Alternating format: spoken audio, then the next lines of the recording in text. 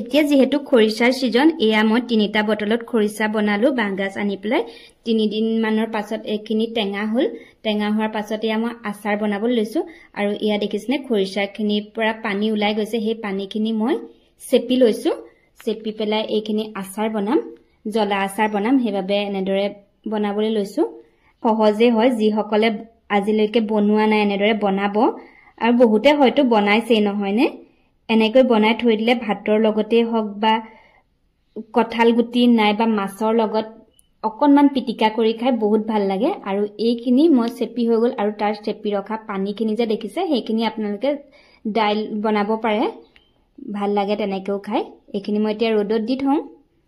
এয়া দেখিছে নে ৰ'দটো যেহেতু সুকা মই 2-3 ঘণ্টা মানহে ৰ'দত দিম বেছি ৰ'দত নিদু আৰু আপুনি জলকীয়াখিনিও মই ৰ'দত দি থৈছো ইয়াত মই খুদ জলকীয়া আৰু ভোট জলকীয়া দুইটাই লৈছো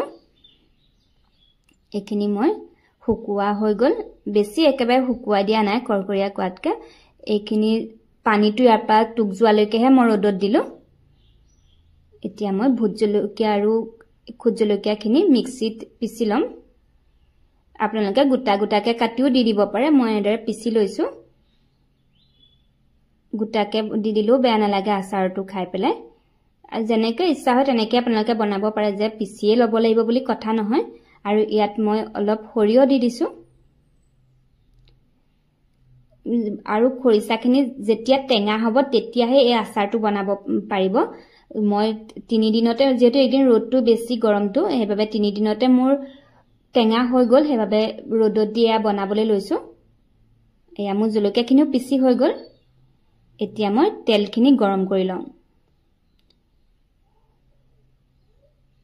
তেলটো নিৰ্দিষ্ট জোখত লৈ লব যিমানটো পৰিমাণত খৰিচা লয় হেতু হিচাপত মই যেহেতু বেছি খৰিচা নহয় হেবাবে তেলটো অলপ কমকে লৈছো এখিনি এটা বাউলত খৰিচাখিনি দি লৈছো যিখিনি হুকুৱাই লৈছিলো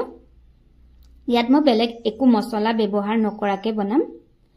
খৰিচাখিনি যে হুকুৱাই আচাৰ বনাব পাৰিব হেতু নহয় নুহুকুৱাকৈ ডাইৰেক্ট জলকীয়া কাটি আপোনালোকে আচাৰ বনাব পাৰে এয়া মই ইয়াত নিমখ দি দিছো আৰু এয়া দিছো হালধি আৰু অকনমান দিম কালাৰৰ কাৰণে কাশ্মীৰ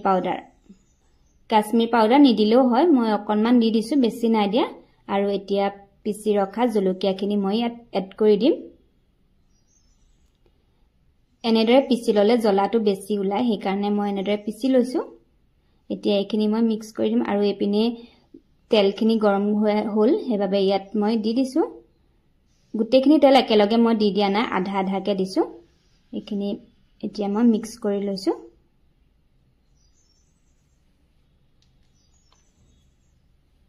এই আচাৰটো খাই বহুতেই ভাল লাগে সকলোৱে চাকে বনাইছে নহয়নে ঘৰত